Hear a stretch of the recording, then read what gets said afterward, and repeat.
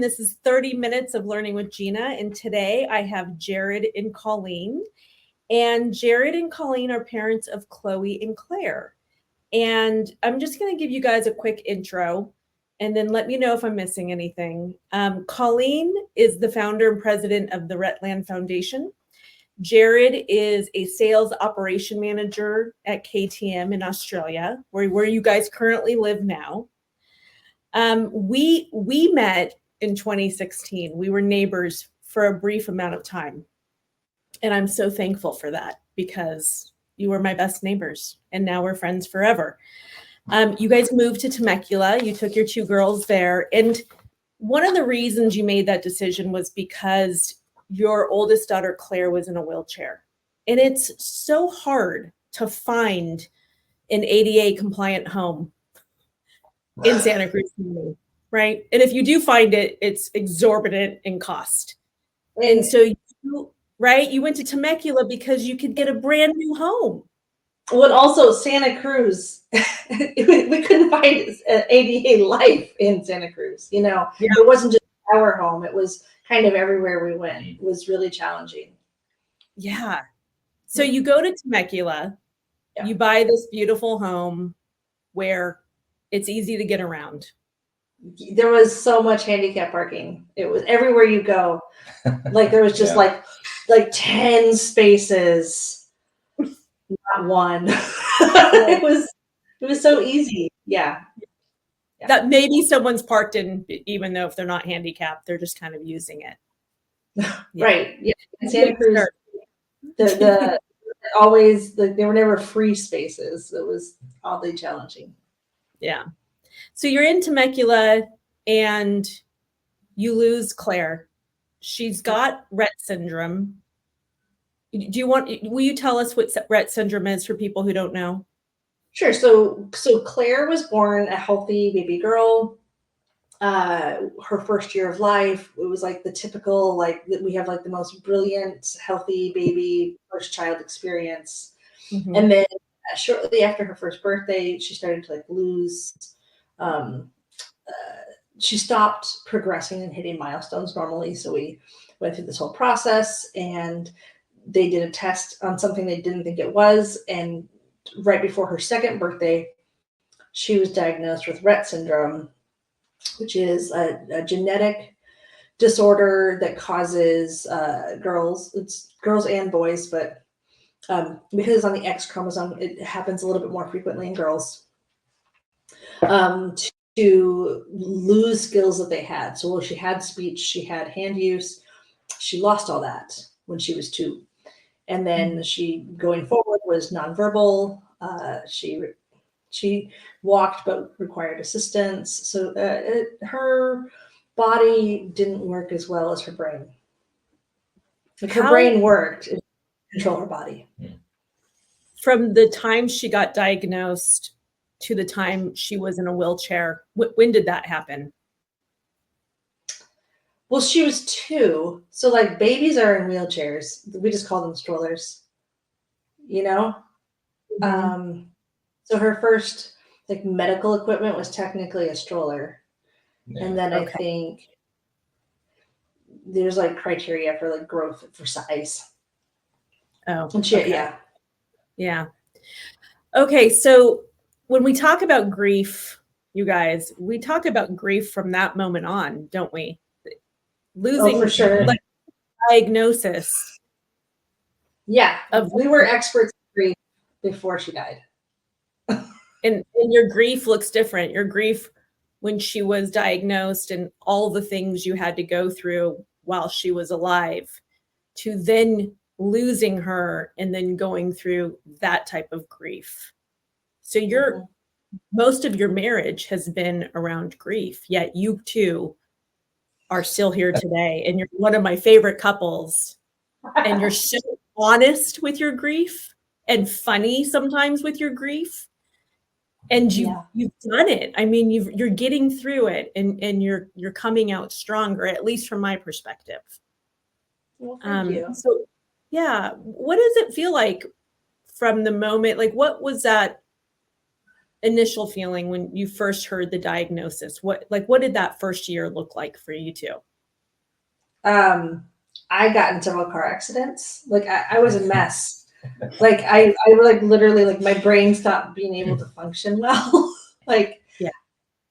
But I was so young, and it was and I didn't know that it was grief, you know? Like so the first year was really rough because we were also coming out of like my mom had just had like a massive stroke, and like there was like a lot of other things going on. Mm-hmm. So that diagnosis year was really really rough. Yeah, I think it was. Yeah, it was kind of a, because even as long as we've been married, there have been other things happening. Colleen had some health issues, and we were newly married, so it was just kind of like, yeah, the next thing, the next traumatic thing to happen in our lives. It felt oddly on brand. Yeah. Yeah. But like because we had just moved to Santa Cruz, like so Claire got we had moved to Arizona for some like health for my mother to take care of my mother after her stroke, and then we moved back to Santa Cruz, and then we went back to Claire's original pediatrician. She was I think maybe 14, 15 months old, and so like literally like we moved one day and saw the pediatrician the next day because I knew like we need to get tied in. Yeah. And it was like, what happened? Where'd she go? And I was like, what are you talking about? Like, because the doctors in Arizona had been telling us, oh no, it's fine. She looks great. And so it was quite shocking to hear that your suspicions were right. Mm-hmm. You know? Yeah. When we had just moved, and then as we would like meet new people and kind of like reach out for help, like trying to like start a new therapist, like at the church we went to, everyone that we kind of like started to tell our story to would cry. Yeah. It was like I mean, it's nice that they were empathetic, but it's also kind of rough having a story that makes everyone cry. Yeah. At the beginning, that was 13 years before she died. Yeah. Jeez. Okay, I meet you guys, and true to form, you know, I just say what's on my mind. And I was like, how is it being a mom to a child in a wheelchair? Like, I just have no idea. Right. And I remember sitting down on the lawn with you. We had like an HOA picnic. And I'm the same person. Like true to form, I was like, oh, let me tell you all about it. It was so refreshing to have someone like actually acknowledge it, because most of the time when we met new people, they'd be like, the sky's blue, you know, or whatever. And you were just so authentic that was so refreshing, because when you do have a wheelchair, people tend to like dance around you or like not want to ask, or but you were just so curious. Mm-hmm. And I think that's important. I think people should know that, right? Like, if they come across somebody who is in a wheelchair or has this, you know, talking to their parents, like, just be curious and ask. Be kind, right? I think that makes more sense than just acting like it's not there. For sure. Like when children ask, like, why is she in a wheelchair? And parents are like, don't say that. Like, no. Say that. Right. Yeah, that's a great question, child. Why is she in a wheelchair? Because her legs aren't strong enough. She gets really tired. Yeah. And then we ask people. And it's like, oh, she's not in a wheelchair because she's a freak. Her legs get tired. She can stand on her own. But it's a lot of work. And so when she's socializing and she's wanting to relax, we just take a chair everywhere with her so that she can enjoy it better, you know. And then you're having an interaction versus like this, like, don't acknowledge it. Like also the massive level of isolation that comes with it. So when other people acknowledge the reality of the situation, it actually helps you feel to be seen. Mm-hmm. Yeah. And if you're seen, then you're kind of known. And if you're kind of known, you're in community. And if you're in community, you kind of feel supported. So there's an element of that. those are like the steps to get to the place where, because the biggest thing to help people dealing with really hard things is community, right? Like, it's that like being in. It starts with being seen. Yeah. Is that why you started the Rutland Foundation? No. No. I formed Rutland because I had community. And it was an avenue, like, because we had people supporting us, and then I knew there was other people who weren't being supported. Yeah. So yeah. It was a way to like take that and use it for bigger purposes. Yeah. There's so many topics I can explore with you too, right? Because you're just dynamic people. But I got to keep it on track because we got 30 minutes. Okay. I was about to dive in with you, Colleen, on the Rutland Foundation, but I'm not going to do that. Well, that will be another show. Sure. So you're living with the grief of your child being diagnosed, now losing, she can't walk. She's losing function. You're now parenting her. You still decide to have another child, the magnificent Chloe, who we all love. And I'm a fan too. So, but now you have two kids, which, being a mom of one, two kids overwhelms me. Like, already, like, woof, you decided to jump in and do it. And how is that? How is parenting with a child who doesn't have a disease and parenting a child who does? Chloe saved us from being like a special needs family. We were like singularly defined by Claire, and then when we had Chloe, then she like goes to school and like meets people, and then now these moms are texting me, like I never had that experience with Claire. So she was sort of like our portal to like the normal part of the world. That being said, it was immensely terrifying to have Chloe, to make the decision to go for a second and to go through the whole process and the birth, and that first year it was wild. Was terrifying because all of our experience previous to that had been, after about a year, you get diagnosed with this horrible thing. So I spent a lot of time worrying of like once Chloe like was like starting to like function like normally, like hit her milestone. That was like, that was a wild process. Right. Looking back at it, I'm sure.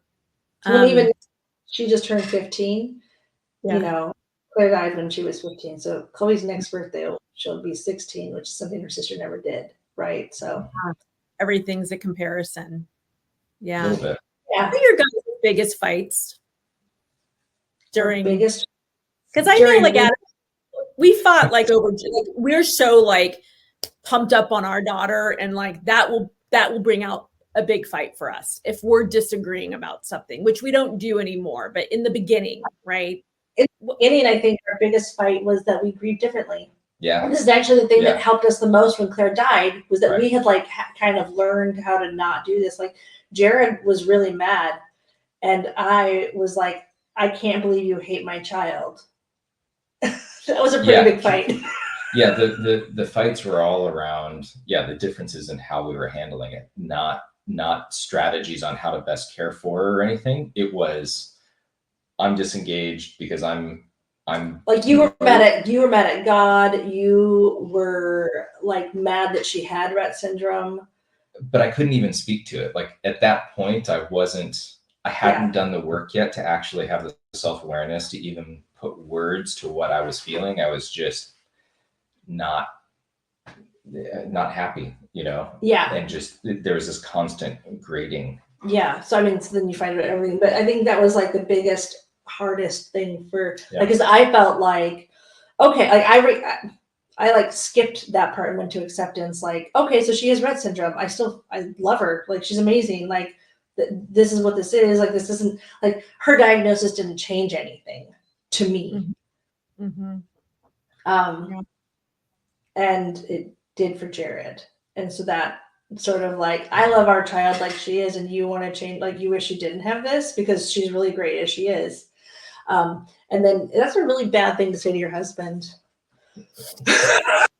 Smells for the fight. Yeah, so we actually started 5 years of marriage counseling the week Chloe was born. Yeah, good. So important. Yeah. So, yeah. Oh, okay. So you figure out how each other grieves, and that kind of sets you up for losing Claire and going through that process, right? And what did that look like the first 6 months for you when you lost her? How was the grieving then? Well, and I think, like, to go back on what you just said, I don't know that it was as much that we had figured out how each other grieves, but we had given ourselves a toolkit to enable each other to grieve in whatever way we each needed to do it. Yeah, we were better at giving each other space. Yeah. Okay. So she was still going to grieve Claire's death differently than I was. And I wasn't really sure how she was going to handle it, because that was one thing we hadn't actually experienced before. But we'd given ourselves a toolkit to kind of we each had our own toolkit. Well, and also like some established like rules of engagement. Right. So it's like, you can be angry, but you cannot be a jerk to me. Yeah. Like practiced those things. Yeah. Like, I understand you're grieving. If you need, like, if you can't be nice around me, then let's not be together right now. Yeah. Right. I think also something Colleen talks about is anticipatory grief.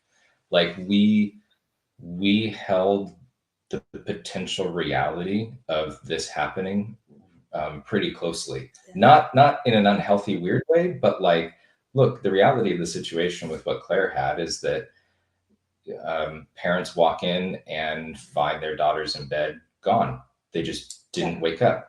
So we knew it was a reality. So it's something we talked about ahead of time. Yeah, I think one of the best things we did was actually treating our situation with the reality that it was, versus like being in denial. Yeah. I have friends that didn't have the capacity for that, and then had some like other circumstances. It makes it really challenging when you can't actually deal with what you're dealing with. Yeah. Right. You know, so we talked about organ donation in advance. So we weren't making that decision. It wasn't like, oh no, this happened, what decisions do we make? Like, we had like already decided, who do we call first? Like, those were things we had talked about. Like, we had kind of always said, like, if anything ever happened, I'd really want to travel Europe together. Yeah. Like, that was something that we had already sort of talked about. Yeah. And then the 6 months, the first 6 months were wild. I think we had practiced saying what we needed. And so I needed to sell the house and move out of Temecula, because like the whole reason we moved to Temecula was to make her life work better. And without her, I hated Temecula. Temecula's not Santa Cruz, So yeah, and so I was like, I'm done here. Like, I can't.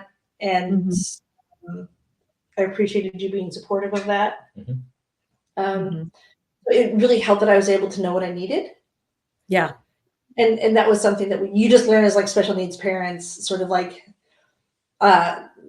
communicating and being present in crisis is really easy. What's harder now is not having, like, communicating and being present, not in crisis. Yeah. Right. Jared, I'm curious, did you want to sell the house in Temecula too, as quickly as Colleen did? Or were you just like, I'm on board, it's fine, let's do it? No, I was definitely aligned with Colleen in selling the house, and we knew we had to make a really intentional move. I think, like, an intentional action. Like, it wasn't just.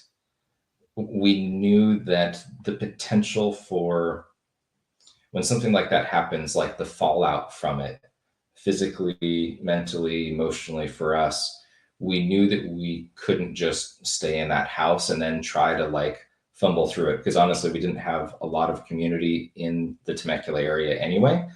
So there was that kind of holding us there. So we made we had to just tag out of life. Well, and like, and I think that staying in Temecula would have been a decision also, right? Sure. So like, there are people that when they have things that are terrible happen, they freeze. Like you don't change anything. Maybe drink more and numb or whatever. Yeah. They're both decisions. And Yeah. so we felt like for Chloe and for ourselves, like I was very young, and there's actually research that shows that women have a higher like mortality rate after they lose a child. And I was like, I need to stay alive. Yeah. Like, how do I need to, I had a good friend who lost a sister and then she lost her mother to alcoholism. Right. And so it was like, I felt like we were in like then the fight of our lives to not spiral into grief in a way that where we lose touch with what's good in the world. And for Chloe's sake. For Chloe's sake, yeah, she needed parents.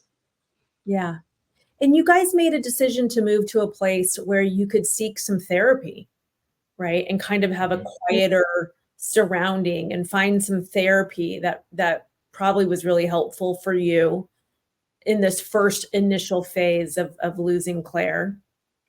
Yeah, we did like floating, like sensory deprivation breaks. Yeah. Like we floated once a week Yeah. for I think 6 months. Yeah. And then I walked every day. Like we moved kind of out of an urban area up to Northern California where there's just trees and less civilization. I didn't want to be anywhere around people. I didn't want to see a school bus. I didn't want to see a soccer field. I didn't want to see a family. I didn't want to like be going to dinner where there's like a bunch of people sitting with their 2 children, Yeah. So we moved somewhere that was more like a retirement community. There wasn't as many children. Not great for Chloe. Yeah. Right. But for 1 year you can get away with things. And because I like needed, like I couldn't like I needed safety. Yeah. Yeah.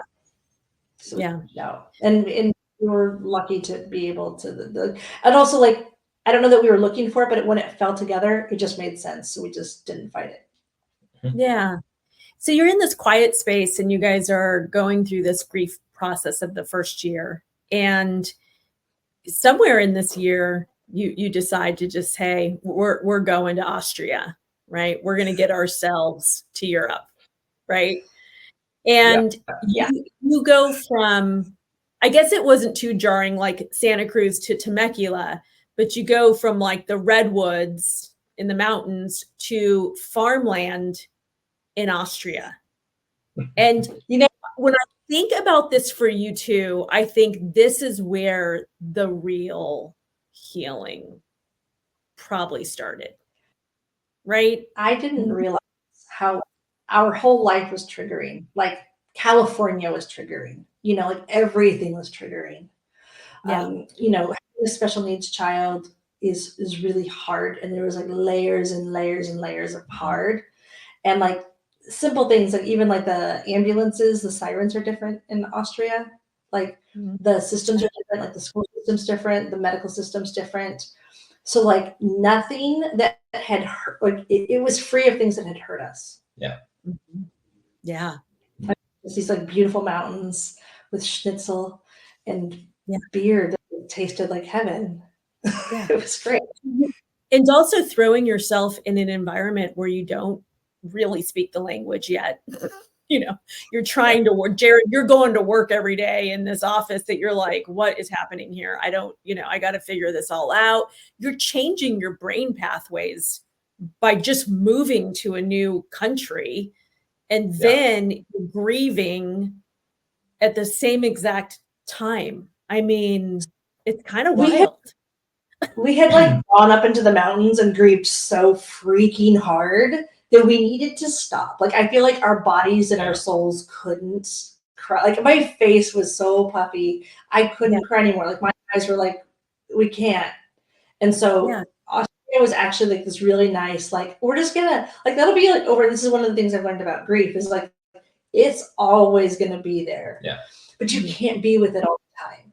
And so, like, we went Europe and it was like, okay, this can be part of our story. The grief's going to come when it comes, but it doesn't have to be the center of our story. And so when we moved to Europe, we were defined as Americans in a German-speaking culture more than like the family who lost their daughter. Oh, right. The label changes. Yeah, and it was really Yeah. nice. And somehow going from the States where we wanted to be seen and be in community for comfort's sake, being in Austria allowed a level of anonymity that was actually comforting because no one knew us, no one knew our story. There was a freedom to it. It gave us the chance to just be normal people. Like Yeah. I'm just like some crazy immigrant lady trying to figure out how to work the grocery store. Which I loved your stories when that was going on, by the way. Right. Well, in Temecula, I was crying at the grocery store because like I was like seeing all the food that I would buy for Claire and I didn't need to buy it anymore. And that just brought like so much emotion that I couldn't function. Yeah. And like in Austria, I was crying at the grocery store because I didn't understand why they were yelling at me in German. Checkout is very intense It's in super Australian different. grocery Yeah, stores. grocery stores are different in different countries. Oh my gosh. All right. So you guys are now in Austria. You end up knowing that you're going to be going to Australia for a little while. And now you've got, so we're now kind of in present day. And what is the grief? What does the grief look like now? Like how does that show up for both of you? Well, most recently, I mean, like this weekend was just graduation for the high school that Claire would have graduated for. Like, so she would have been graduating this year. That's hard, but it doesn't. It's funny, like it doesn't come when you expect it. I feel like we're like getting back to normal, but I feel like we're better people. Like what I'm capable of doing as a normal person is definitely colored by all the lessons I learned from Claire and that process. And so now like I work at the coffee shop and I think have like a level of appreciation for not knowing what people are going through. Once you go through that much and people come in and order coffee, you don't know. Like I have more understanding and I think capacity to think like what they're going through is so much more than what I can imagine, you know, like more than I understood 10 years ago. Yeah. I think like instead of the grief being this overpowering thing, it's now becoming an old friend that I know I'm better when I engage with my grief more a little bit to a certain extent. Like if I've gone too long without seeing my grief, I can tell. So it's kind of started to become this old friend that now is always going to be with me. It's never going to go away. But instead of being a traumatic thing, it's this perspective that I can get. Yeah. And how do you, I feel like for me, if I lost a child and had another one, I would be so fearful to let that other one who's living do anything. And I know who your child is, and I know what she's capable and what she will do. How do you let her be? How do you let her go do the things and not just freak out? You know, of life is to living, and that we're here for quality over quantity. Yeah. And I know love that. Dying. You know, I mean, I did make a joke when she went parasailing in Switzerland. I was like, don't let anything happen to her. She's my last one. Yeah. Poor man jumping off of a cliff with my daughter. And he's like, what? We joke about it. We hold it loosely. We hold you learn to hold life loosely. Like, you know, I think it's fairly new and recent that we all live to be 80 with all of our family because of medicine and whatever. You know, I don't know that we were actually designed to do that. I think we have a lot of capacity to hold hard things. Like the world has been very like the history of humanity has held so much hardness. You know, we're very capable. Yeah. So, yeah. I have no control over Chloe. And I just appreciate the moments I get. I just like keep putting them in the bank. You know, every time we have laughed together or whatever, it's just gold in the bank. And then if anything happens, I'll have those memories. Yeah, and I think that's it. Live big, go adventure, make memories. Mm-hmm. We're here to show up, to live, to be engaged. Like I'm not wasting time. Yeah.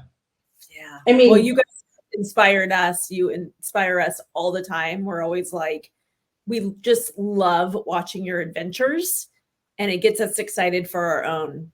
And I just love that you two are doing this. Yeah. And I want to just to, because we're running out of time here.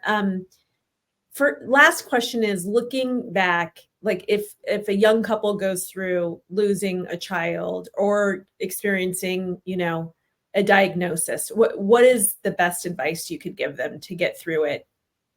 To let the other person have their own process. Like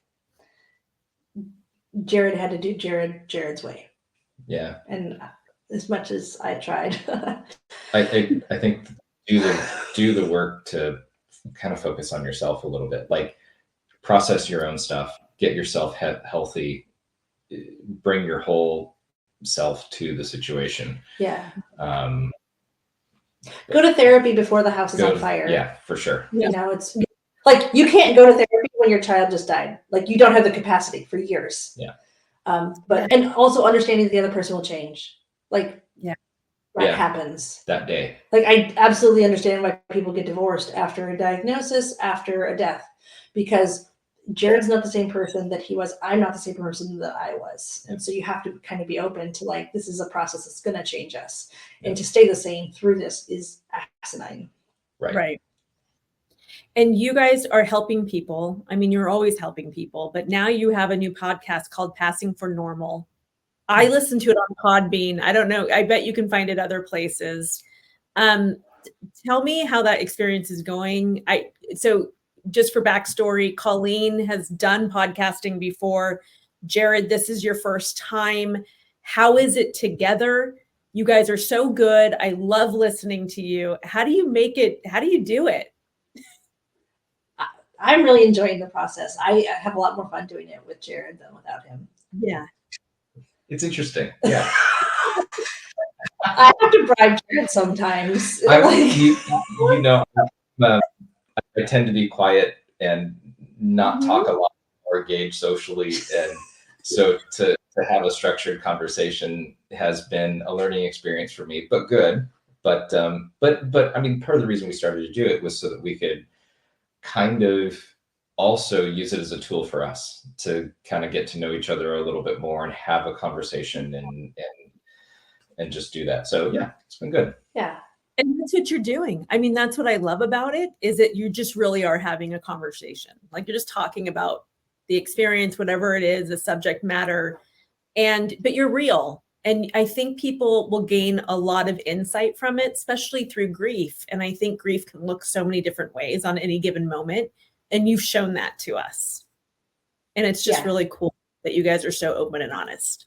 Well, thank you. I just, when we were in it, we're trying to put out what we wish we had, what I couldn't find. Because, like, there's not a lot of representation for people living after child death, Right. Well, and that's it. We're trying to put out that there is life after child death. It doesn't, if your child dies, you don't have to fall apart and go move away in seclusion and be the crazy person. You can. That's understandable. Actually, you can. It's totally cool.